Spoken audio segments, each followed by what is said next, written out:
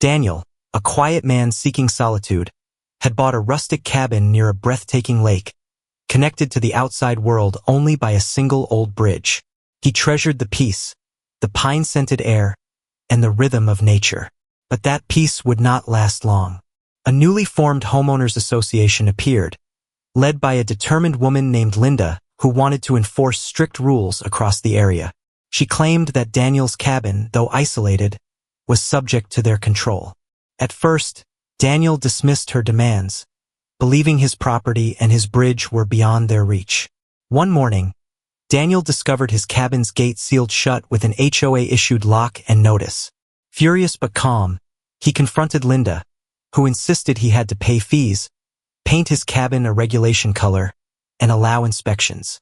Daniel, however, pulled out his deed, pointing out a line that gave him ownership of the only bridge in or out of the community.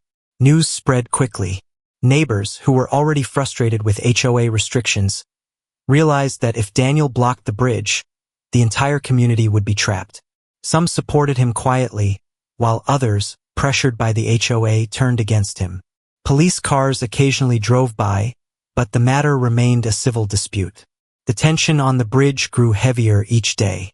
Linda escalated her tactics, threatening legal action, calling emergency meetings, and sending notices filled with fines.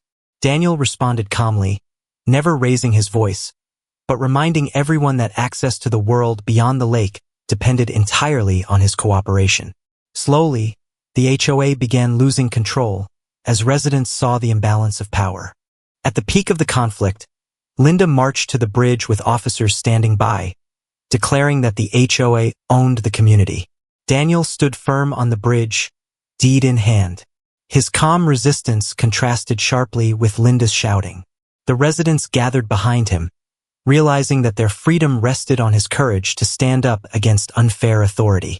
In the end, the HOA's threats collapsed under the weight of Daniel's legal rights. The sealed gate was removed, the fines rescinded, and the HOA quietly lost its grip on the community. Daniel didn't celebrate loudly. He simply returned to his cabin, appreciating the quiet once again. The bridge, still standing strong, had become not just a crossing, but a symbol of standing firm when faced with unfair control.